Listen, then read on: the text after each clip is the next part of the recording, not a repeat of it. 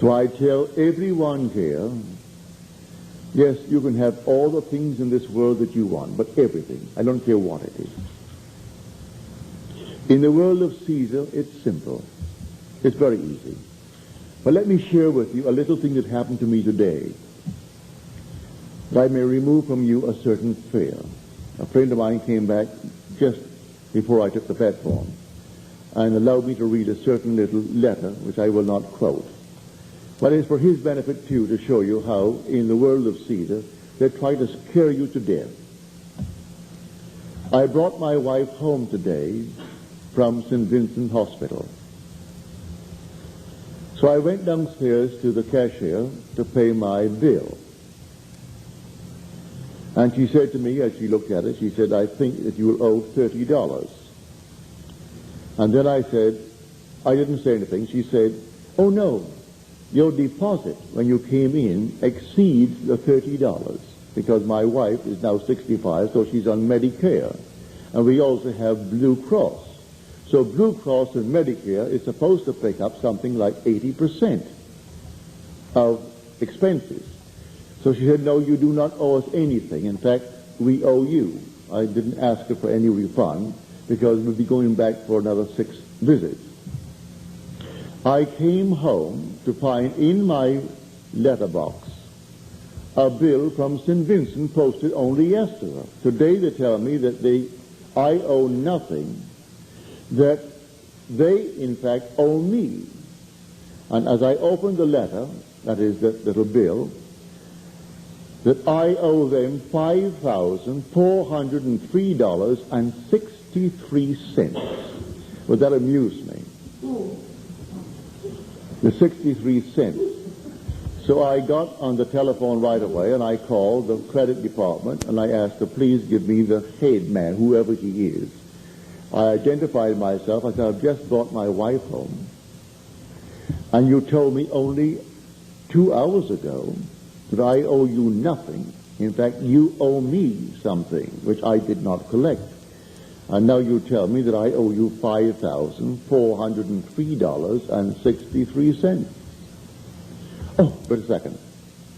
Then they go back and, will you hold the wire? I said, I will, willingly. So they came back, and they said, that was the computer's mistake.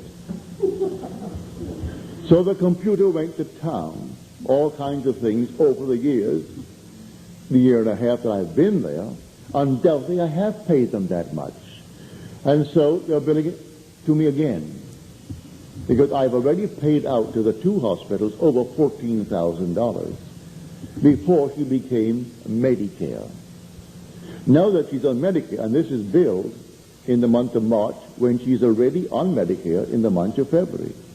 So I said, you know, my wife has Blue Cross plus Medicare, and I can't conceive that 10 days, only 10 days in the hospital, that I could owe you $5,403.63. So she confessed. Then she said to me, don't worry, Mr. Goddard. I said, may I tell you something? I do not worry.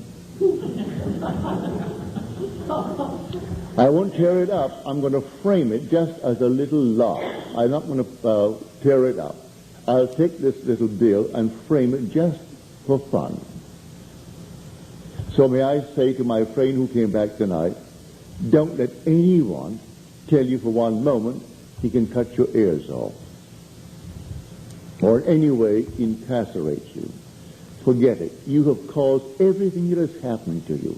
That little silly thing that came amused me. So that was my little amusement for the day. I brought her home, and she came home, and she's lovely, altogether sweet.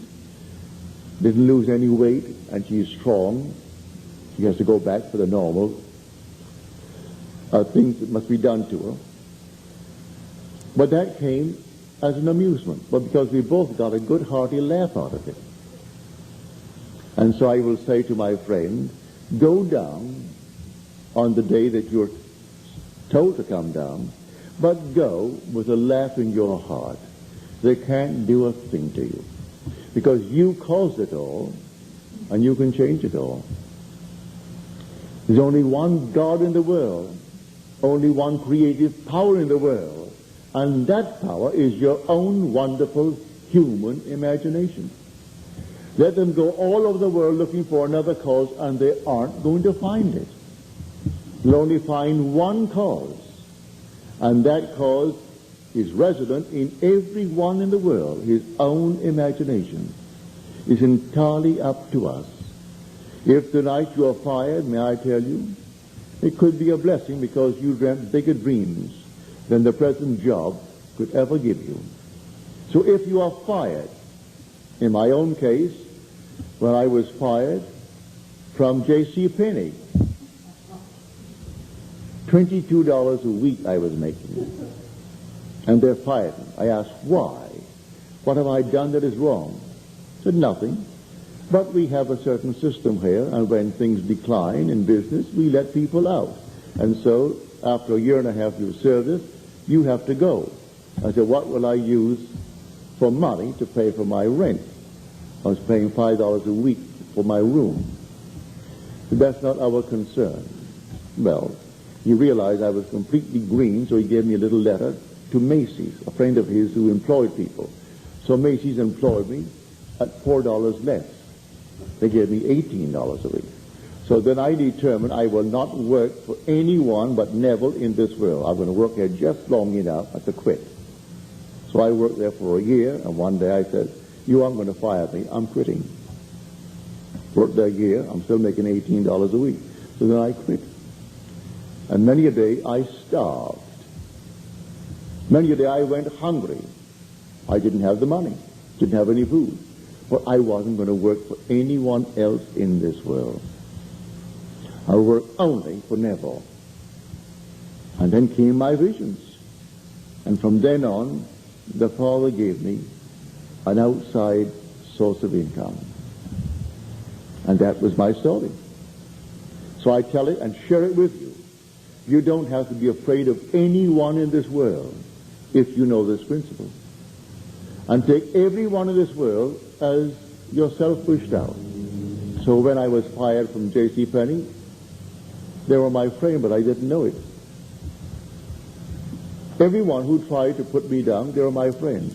When I went to a little school and they said, you'll never make a living using your voice, I resented that, but she was my friend because she fired me.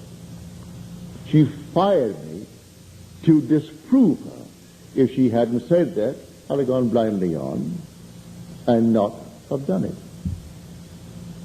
But she struck something in me that simply rose the fire in me. So if someone can strike you to rise the fire in you, it's yourself, because of your own activity. Within your own mind, you are dreaming noble dreams far greater than your present job allows. And tomorrow you're fired. All right? It's a turning point in your good fortune, may I tell you. I know that from my own family's history. When we were completely down to the ground with no food and nothing, it was a turning point in our family's fortunes. So from nothing, with all these children, the family rose, and today, well, you couldn't buy them out. If anybody wants to come today and buy them out, don't come under $50 million because you couldn't even interest them under $50 million. And we were fired out in 1922 with nothing. 22, we just celebrated our 50th anniversary. And from nothing, and you couldn't interest us unless you brought $50 million if you want to buy us out. And that's because they did not accept it as final. It was a challenge. If you're going to take a blow and go down with it, all well and good. Not knowing the whole vast world is yourself pushed out. But I am telling you, the whole vast world is yourself pushed out. And everyone is only bearing witness to the man or the woman that you are.